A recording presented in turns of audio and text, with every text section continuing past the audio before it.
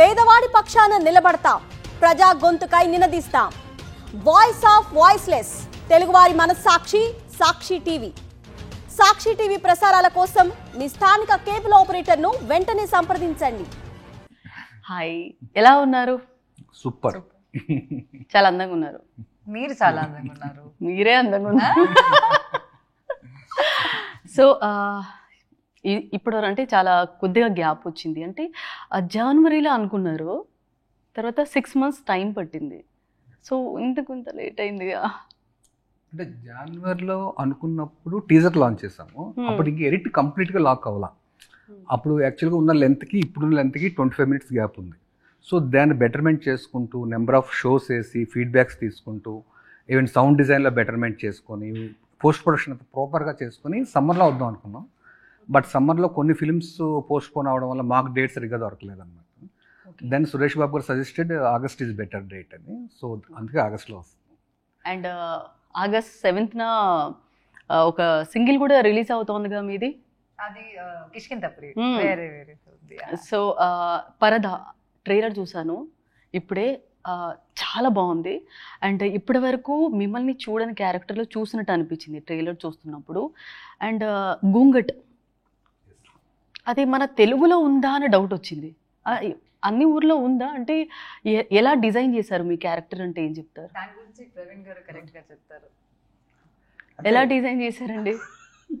అదే ఈ కల్చర్ ఎక్కడ లేదు, ఎక్కడ అంటే ఈ కల్చర్ అవును అంటే మా సినిమాలో ఉన్న కల్చర్ ఎక్కడ లేదు. బేసికల్లీ నార్త్ లో కూడా లేదు, ఎక్కడ లేదు. చాలా కొత్త కల్చర్, కొత్త ఫిక్షనల్ ఊరు. బేసికల్లీ పరదా అన్నది it's like metaphor. Basically it's like we are trying to tell ఒక ఇన్విజిబుల్ పరదా గురించి మాట్లాడుతున్నాం, బట్ ఒక డిఫరెంట్ పర్స్పెక్టివ్ లో చెప్పడానికి ట్రై చేస్తున్నాం.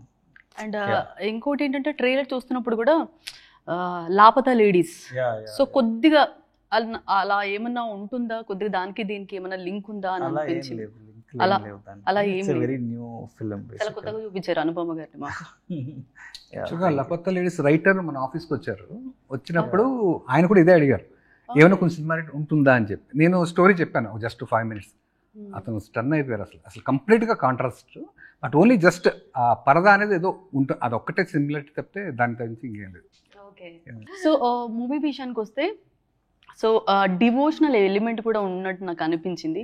సో ఒక దేవత ఉన్నప్పుడు, ఒక పరదా ఇలా ఉన్నప్పుడు, ఓకే అక్కడ ఊరు ఆచారం అందుకే వీళ్ళు వేసుకున్నారా, ఇంకా మీరు పరదాలు అని చెప్పటం ఇదంతా కూడా ఎలా అంటే డివోషనల్ ఎలిమెంట్ ఉంది ఇందులో అనిపించింది. Is it true? అంటే ఈ సినిమా నేను ఏం చెప్పొచ్చు అంటే it's a blend of two genres అనమాట. బేసిక్గా అంటే ఇప్పుడు కాంతారా, జిందగీ నా మిలేగి దుబారా రెండు ఒక సినిమాలో చూడొచ్చు. Basically 2 films in one.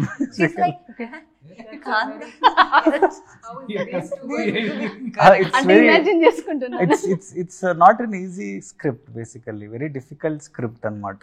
Take చేసుకోవడమే అంటే ఈ రెండు బ్లెండ్ ఆఫ్ జానర్స్ చాలా రేర్ గా జరుగుతాయి, ఈజీగా జరగవు. ఈ సినిమాలో జరిగింది అది. సో అది ఆడియన్స్ ఎలా రిసీవ్ చేసుకుంటారు, ఎలా ఎంత జానర్ షిఫ్ట్ అలా ఒక ఎక్స్ప్లెనేషన్ ఎప్పుడు ఎక్స్పెక్ట్ చేయలేదు. So this is what Praveen గారు is known for. That's why your things are viral.